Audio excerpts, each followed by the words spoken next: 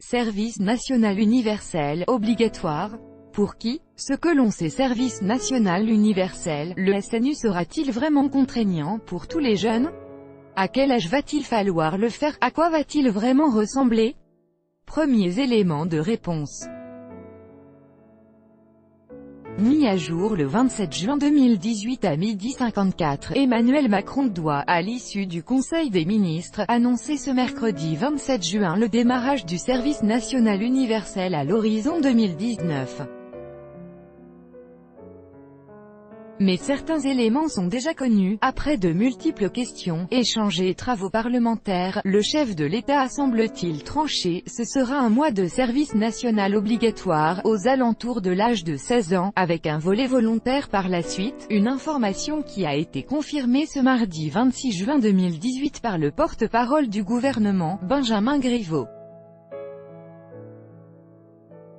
Si certains points méritent d'être clarifiés, d'autres, en revanche, sont déjà clairs. Comme son nom l'indique, la phase volontaire sera faite selon le choix et l'envie des jeunes qui, s'ils le souhaitent, pourront faire des périodes plus longues, que ce soit dans le domaine associatif, dans le domaine militaire, dans le domaine civique, dans le domaine sanitaire, a précisé Benjamin Griveaux.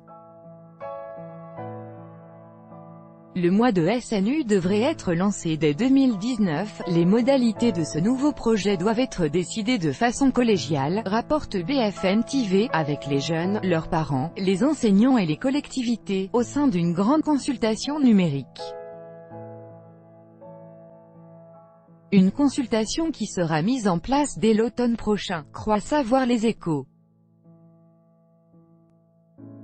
Le SNU déjà critiqué et alors que le chef de l'État voit, selon BFM TV, sa popularité baisser nettement chez les jeunes, cette nouvelle mesure risque d'accentuer davantage cette impopularité.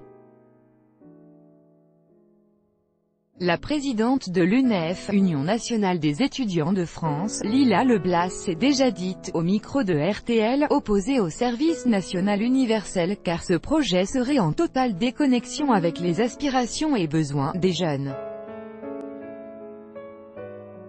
Elle met par ailleurs en évidence la notion de volontariat déjà très présente chez les jeunes aujourd'hui, pour des causes qu'ils veulent défendre. Ainsi, imposer un engagement d'un mois serait selon cette militante assez déstabilisant.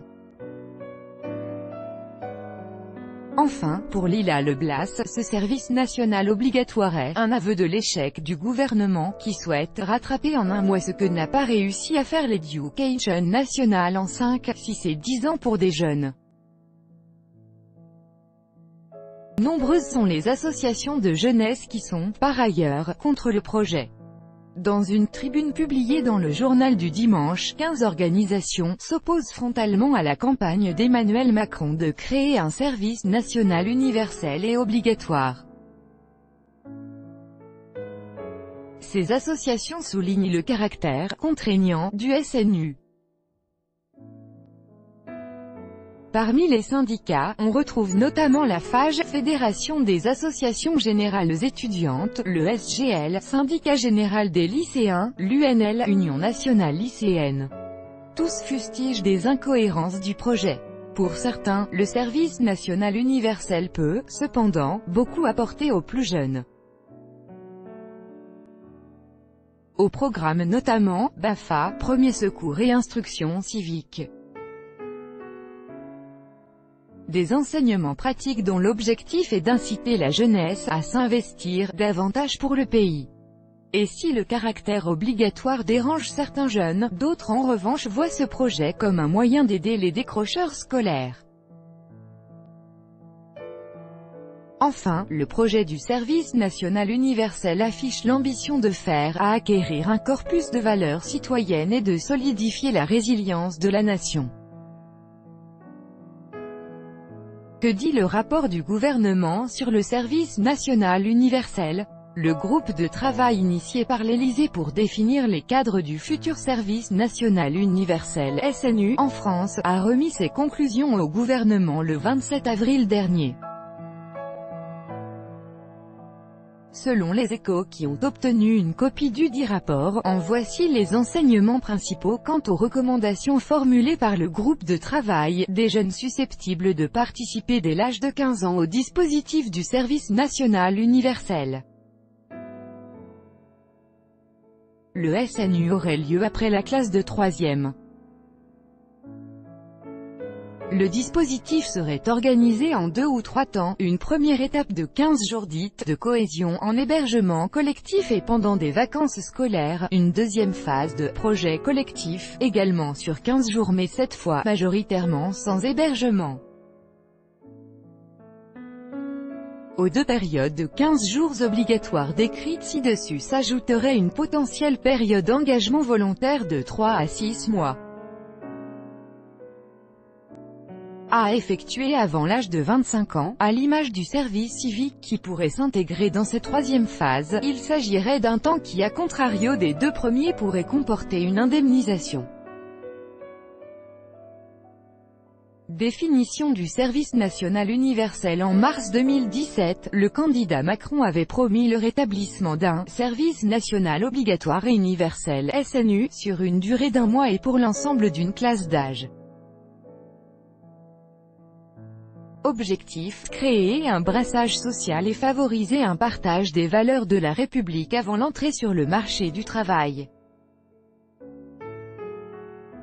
Selon Benjamin Griveaux, porte-parole du gouvernement, il doit également s'agir d'un « moment de rencontre entre la jeunesse de notre pays et la nation, et en partie son armée, mais aussi d'un « engagement civique ». Membre du groupe de travail mandaté par l'Élysée pour plancher sur le SNU, l'ancienne secrétaire d'État chargée de l'aide aux victimes Juliette Méadel assurait le 13 mars dernier sur les ondes de RTL qu'il s'agissait une révolution, un très grand projet qui va concerner une classe d'âge, c'est toute la société qui va se mettre en mouvement. On se reconstruit en aidant les autres, ça valorise, ça donne un sens et une place dans la société. Pour l'instant, le seul temps obligatoire pour les jeunes ayant un rapport avec l'armée est la journée défense et citoyenneté, sous l'autorité du ministère de la Défense et administrée par la direction du service national et de la jeunesse. C'est d'ailleurs à cette direction que le rapport remis par le groupe de travail mandaté par l'Élysée, fin avril, préconise de confier le SNU via sa conception, sa mise en œuvre et son évaluation. Le service national universel, pour qui? Selon les recommandations du rapport remis à l'Élysée fin avril, les jeunes dès 15 ans, filles comme garçons, seront concernés par un passage obligatoire en « service national obligatoire et universel ». L'étape obligatoire du dispositif, sur 2 fois 15 jours, devrait elle être effectuée entre 15 et 18 ans, au plus tard. Les rapporteurs désignent comme année repère, l'année suivant la classe de 3e, pour le démarrage du SNU. Objectif, permettre au plus grand nombre de jeunes possible de faire son service national obligatoire et universel pendant l'année de seconde, une année sans examen. Le rapport note que ce timing garantit une moindre perturbation des apprentissages. Au total, sont concernés 800 000 à 900 000 jeunes appelés étalés sur une année scolaire entière, par fraction de l'ordre de 80 000 jeunes. Dernière chose, toujours selon le rapport, les premiers jeunes concernés pourraient l'être dès le 2e semestre 2019, sur la base du volontariat. Selon les contours apportés par BFM TV en juin, il pourrait au final démarrer sur le principe de l'obligatoire.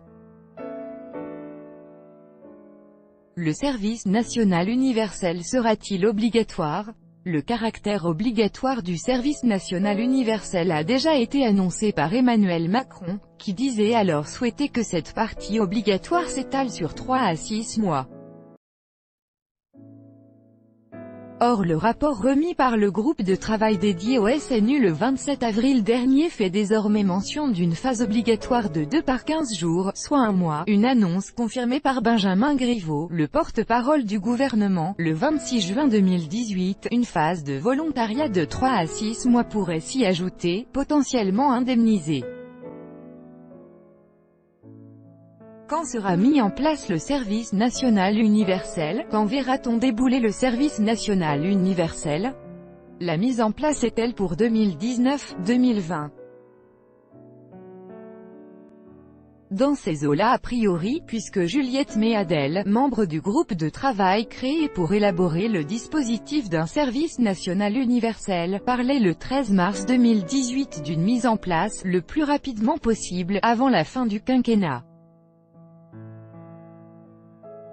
Le 27 avril dernier, le rapport du groupe de travail mandaté par l'Élysée précisait « La réalisation de la première phase de cohésion pourrait intervenir dès le début de l'année 2019, sur la base du volontariat. Quelle sera la date du service national universel?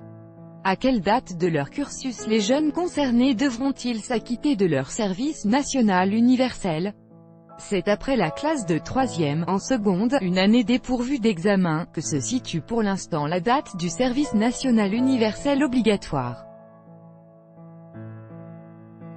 Il s'agit d'un « timing » préconisé par le groupe de travail mis en place par l'Élysée, qui a rendu sa première copie le 27 avril dernier. Coût du service national universel. Combien coûterait à l'État la mise en place d'un service national universel?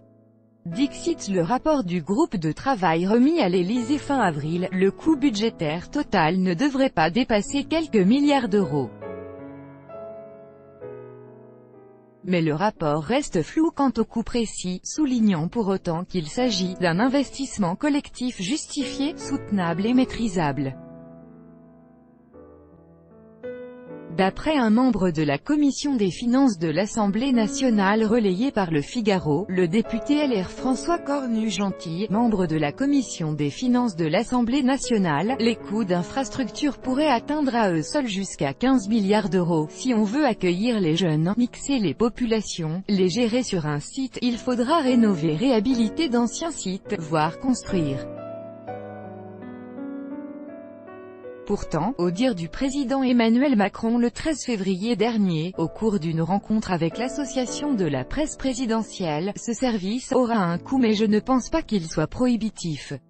Il ne s'agit pas de recréer des casernements massifs. À ce propos, François Cornu-Gentille admet, en revanche si on fait des sortes de stages et si c'est uniquement une sensibilisation, il sera possible de faire ça à l'école. Le rapport remis par le groupe de travail mandaté par l'Élysée pour dessiner les contours du SNU estime en effet que l'hébergement représente la difficulté la plus importante à surmonter. Pour l'instant, le rapport en question mentionne comme solution d'hébergement les internats scolaires, sans toutefois préciser le nombre d'hébergements disponibles ou nécessitant une rénovation. Une autre option envisagée est la construction de bâtiments faits pour le SNU, en dur léger, articulés avec un site existant, hôpitaux, universités, lycées. Enfin, le rapport évoque l'opportunité de se greffer à la construction d'hébergements d'urgence, en y ajoutant une capacité supplémentaire, distincte, pour accueillir les jeunes en SNU. Selon un rapport commandé par le Premier ministre Édouard Philippe en septembre dernier, auprès des 5 inspections générales, administration, armée, finances, éducation, jeunesse et sport, il existe d'importantes réserves quant au coût de fonctionnement, estimé entre 2,4 à 3 milliards d'euros par an, rapportent les Échos. Concrètement, le coût de fonctionnement est lié à un éventuel encadrement militaire. Une somme qui ne comprend pas les investissements initiaux, qui financeraient, on l'ignore encore également, à l'heure où le ministère de l'Armée et de l'Éducation nationale semble se passer la balle. Les ministères connaissent des difficultés budgétaires dissuasives pour ce qui est du financement du SNU. Le député François Cornu-Gentille met par ailleurs les pieds dans le plat quant à la finalité de cet engagement dédié aux jeunes, soit ça ne coûte pas cher mais ça ne sert à rien, soit on met le paquet pour que ça marche, mais la France n'en a pas les moyens et a d'autres priorités. Un rapport produit par le Sénat en juin dernier estimait, lui, le coût total du service national universel à 30 milliards d'euros pour une génération de jeunes, soit 800 000 individus. Durée du service national universel. L'actuel président Emmanuel Macron disait au départ souhaiter que le service national universel s'échelonne sur une partie obligatoire durant 3 à 6 mois, pour autant pas encore établie, avec l'intégration éventuelle d'un service civique. Or, le parcours citoyen évoqué par le rapport de recommandation remis par le groupe de travail mandaté par l'Élysée, le 27 avril dernier, parle lui d'une durée du SNU en 2, voire 3 temps, un premier étage obligatoire sous forme de « temps de cohésion » sur 15 jours. Celui-ci aurait lieu sur une période de vacances scolaires, petit ou d'été, et en hébergement collectif, une seconde période obligatoire sous forme de « projet collectif ». Également durant 15 jours mais cette fois majoritairement sans hébergement. Une période facultative d'engagement volontaire, sur 3 à 6 mois, celle-ci serait à réaliser avant 25 ans, et pourrait éventuellement se voir indemnisée.